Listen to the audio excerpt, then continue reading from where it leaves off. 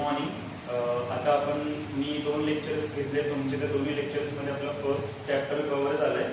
Chapter name was living world. Today we are going to start with a new chapter, that is the second chapter of biology of our syllabus. The chapter name is systematics of living organisms. तर मागच्या chapter मध्ये आपण basic introduction पाहिलं की live ऑर्गॅनिझम्सचे basic principles पाहिलेत. ते basic principles कोणते, त्याच्यामध्ये आपण मेटाबॉलिझम, कॅटाबॉलिझम याचे डेफिनेशन्स पाहिलेत. त्याच्यानंतर आपण टॅक्झॉनॉमिक एड हा एक इम्पॉर्टंट पॉइंट पाहिला. त्याच्यामध्ये मी तुम्हाला टॅक्झॉनॉमीची डेफिनेशन सुद्धा सांगितली होती. परत वेगवेगळे प्रकारचे टॅक्झॉनॉमिक एड्स आपण पाहिले. त्याच्यामध्ये हर्बॅरियम असेल, झूलॉजिकल पार्क्स, बॉटॅनिकल गार्डन्स किंवा म्युझियम्स असे डिफरंट टॅक्झॉनॉमिकल एड्स असतील. ठीक आहे. तर आज आपण क्लासिफिकेशन, म्हणजे मी तुम्हाला नेहमी सांगत होतो मागच्या लेक्चरमध्ये that we are going to deal with the classification in the further chapter. We are going to deal with the taxonomy, the definition of the taxonomy in the further chapter. तर या सगळ्यामध्ये आपण सिस्टमॅटिक स्टडी पाहणार आहोत, सिस्टमॅटिक्स पाहणार आहोत of living organisms. Okay. मग या अर्थ वरती, जसं मी मागच्या लेक्चरमध्ये सांगितल्या पद्धतीने, या अर्थ वरती diverse kind of organisms present असतात. तर डायव्हर्स काइंड ऑफ ऑर्गॅनिझमचं आयडेंटिफिकेशन, क्लासिफिकेशन करण्यासाठी आपल्याला एक सिस्टमॅटिक स्टडी असला पाहिजे आपला. तो सिस्टमॅटिक स्टडी आपण टॅक्झॉनॉमीच्या मदतीने करतो किंवा taxonomy is a part of a systematics. Okay. मी तुम्हाला मागच्या वेळी सुद्धा टॅक्झॉनॉमीची डेफिनेशन सांगितली होती. या लेसन मध्ये सुद्धा we are going to deal और we are going to learn about the definition of taxonomy. Before starting this lecture, आता मी जसं और स्टार्टिंग दिस टॉपिक मी तुम्हाला बायोडायव्हर्सिटी बद्दल सांगितलं होतं किंवा डायव्हर्सिटी बद्दल सांगितलं होतं. What does the diversity means? Diversity means variations or a different kind of organisms, diverse kind of organisms present on the earth. And what does the biodiversity mean? Bio deals with the word live organisms. Okay.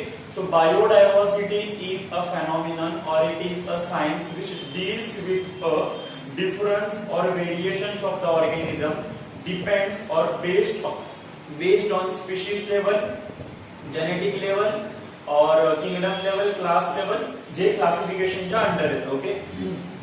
So first definition of that और पहिली कोणती definition आहे?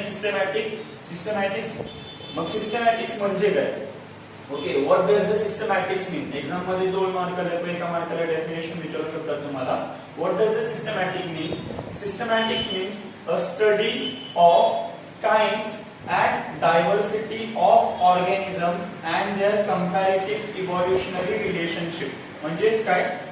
Study of kind and diversity of organisms, म्हणजे खूप वेगळी प्रकारच्या organisms या अर्थवरती आहेत, त्याची स्टडी करणं आणि त्या स्टडी करता करता त्या दोघांमध्ये कंपॅरिझन करणं, त्यांचं रिलेशनशिप फाइंड करणं आणि कसे ते इव्हॉल्व्ह झाले, कसे इव्होल्युशन दाखवले, कसे ते त्यांनी स्ट्रगल केले, त्यांच्यामध्ये त्यांच्या बॉडीमध्ये कशी इव्होल्युशन झाले, काय बदल झाले, त्याचा स्टडी करणं म्हणजेच इट इज अ सायन्स. त्या सायन्सला काय म्हणतात? सिस्टमॅटिक्स म्हणतात. ओके. कळली डेफिनेशन तुम्हाला परत एकदा सांगतो. Study of kinds and diversity of organisms. Okay. And there comparative evolutionary relationship. For example, आपलं रिलेशनशिप किंवा आपली स्टडी करायची असेल तर आपले पहिले अँसेस्टर कोण होतं किंवा पूर्वज आपले म्हणतात. आपण मंकी थ्रू ह्युमन, म्हणजे मिडल स्टेज आलं, middle stage to third stage, fourth stage आणि लास्ट स्टेज, ऍडव्हान्स स्टेज आता आपण ह्युमन्स आहोत. तर या कॉमन अँसेस्टर आपला कोणता आहे? मंकीचा पण कॉमन अँसेस्टर म्हणजे त्याचं सुद्धा कोणतेही पूर्वज असणार. मग या सगळ्या फेजचं, या सगळ्या अँसेस्टरचा स्टडी करणं, त्यांचं रिलेशनशिप करणं, रिलेशनशिप फाइंड आउट करणं, त्यांचं कंपॅरिझन करणं, हा सगळं स्टडी करून त्यांचं क्लासिफिकेशन करणं, हे कशाद्वारे आपण करतो? सिस्टमॅटिक्सच्या द्वारे करतो. Okay. So this is the definition of systematics. Second one is the टॅक्झॉनॉमी.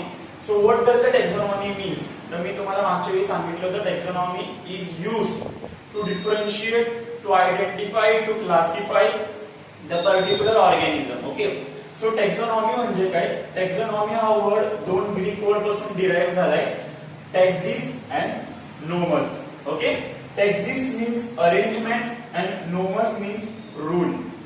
टॅक्झॉनॉमी मी परत एकदा सांगितलं, टॅक्झॉनॉमी मीन्स आयडेंटिफिकेशन, डिफरन्शिएशन और classification of the organism based on some rules. म्हणजेच काय अरेंजमेंट. आयडेंटिफिकेशन म्हणजे काय ओळखणे आणि त्याची अरेंजमेंट करणे म्हणजेच काय त्याचं क्लासिफिकेशन करणे on the basis of some rules. ठीक आहे. म्हणजे रूल्स कोणते असू शकतात त्याचे स्पीशीज किंवा किंगडम किंवा क्लास फाइंड आउट करताना काय रूल्स म्हणजे त्याचे काही कॉन्ट्रास्टिंग कॅरेक्टर्स असू शकतात. ते कॅरेक्टर्स कन्सिडर करताना आपण तो किंगडम किंवा तो क्लास कन्सिडर करतो असे काही रूल्स असतात त्याच्यामध्ये. मग याचं डेफिनेशन म्हणजे आता तुम्हाला टॅक्सॉनॉमी म्हणजे कळलं असेल. What does it means? It means identification, classification or differentiation of the particular organism based on some rules or regulations. Okay. म्हणजे त्याच्यामध्ये डिफरंट लेवल ऑफ क्लासिफिकेशन्स असतात. हायरार्कियल क्लासिफिकेशन असतात ते तुम्ही फर्दर शिकणार आहात या चॅप्टर मध्ये. Kingdom, phylum, class, order, family, genus, species असं हायरार्कियल कॅटेगरी असतात आणि डिफरंट टॅक्झॉन्स असतात. मग त्या टॅक्झॉन मध्ये ती कोणत्या कॅटेगरीचं ऑर्गॅनिझम असतं त्याचे काही डिस्टिंग्विशिंग कॅरेक्टरिस्टिक्स असतात. त्या कॅरेक्टरिस्टिक्स मुळे आपण त्याला त्या किंगडम मध्ये टाकतो किंवा त्या कॅटेगरी मध्ये टाकतो. हे सगळं टॅक्झॉनॉमी मध्ये टॅक्झॉनॉमीच्या अंडर येतं. ही टॅक्झॉनॉमी फेनॉमेनन कुणी इनिशिएट किंवा कुणी इंट्रोड्यूस केलं तर सायंटिस्ट नेम A.P.D. कॅन्डॉल. ते तुम्हाला पुस्तकामध्ये दिलं असेल. Remember you have to know about the definition of that particular phenomenon and who derived or who initiated, who coined that term, the name of that scientist also. Book असेल तर बुकचं नाव सुद्धा तुमच्या लक्षात असलं पाहिजे कारण की सीईटीच्या दृष्टिकोनातून विचार करायचा असेल तर हे इम्पॉर्टंट असतात, हे विचारलं जातं. Okay. So this are the 2 points, systematics and taxonomy. आता आपण डिफरंट प्रकारचे क्लासिफिकेशन शिकणार आहोत. 3 टाइपचे क्लासिफिकेशन असतात. आर्टिफिशियल क्लासिफिकेशन, नॅचरल क्लासिफिकेशन आणि फायलोजेनेटिक क्लासिफिकेशन. ओके.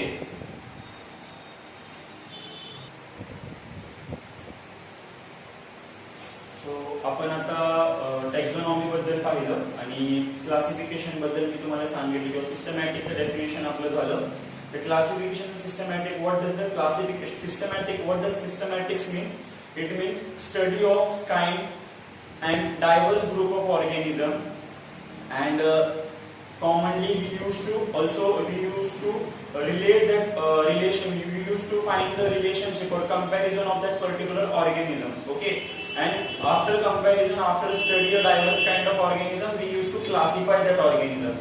मग क्लासिफिकेशन कशाच्या मदतीने होतं? With the basis of taxonomy. Okay. Taxonomy काय आहे? एक क्लासिफिकेशन एड आहे. टॅक्सॉनॉमी काय मदत करते? It helps to identify, it helps to differentiate the organism on the basis of some rules. Okay. मग क्लासिफिकेशन म्हणजे काय?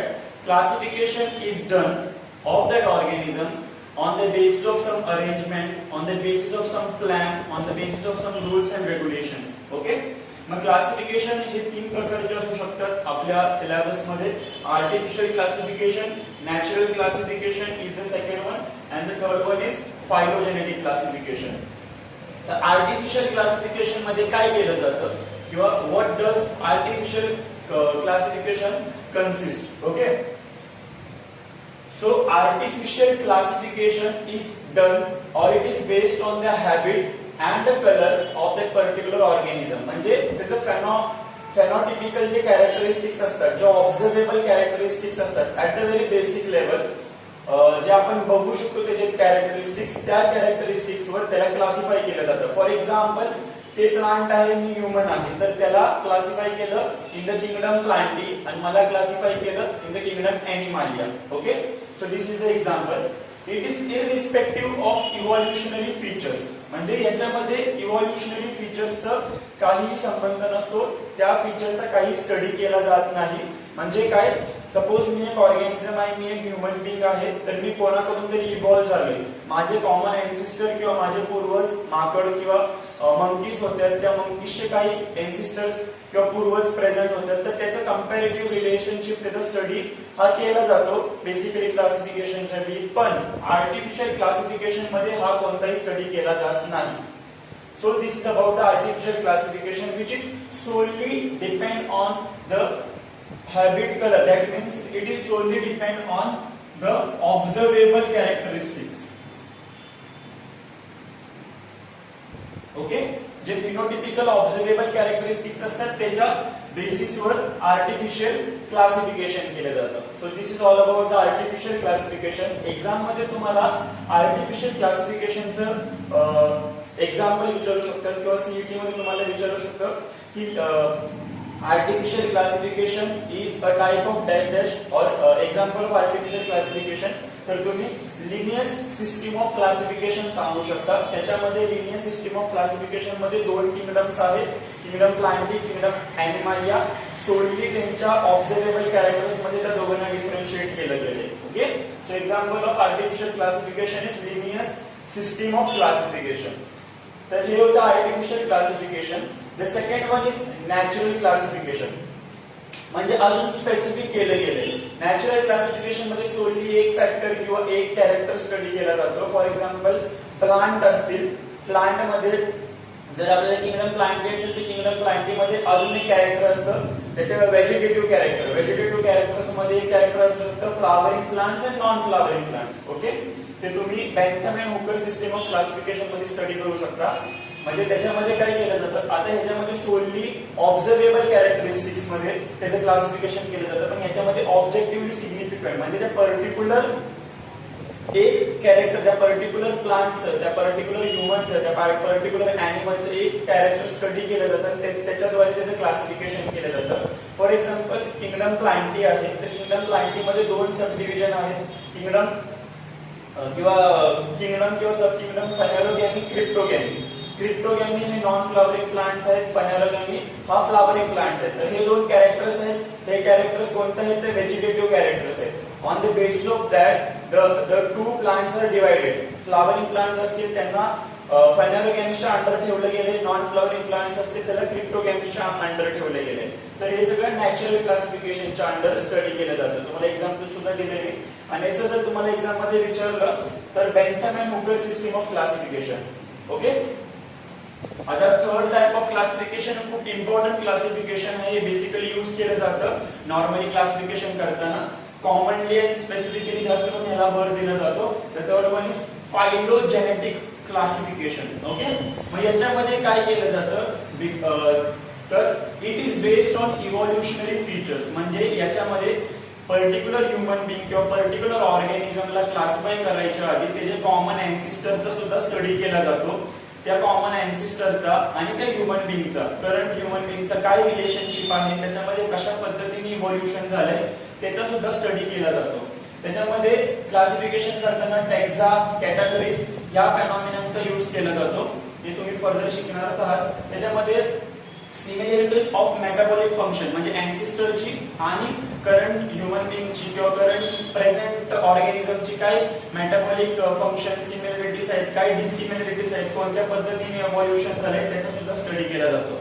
याच्यामध्ये तुम्ही कार्ल व्हिल्स किंवा Whittaker five kingdom system of classification सुद्धा स्टडी करतात. तर हे तीन प्रकारचे बेसिक लेवलचे क्लासिफिकेशन आज आपण स्टडी केले.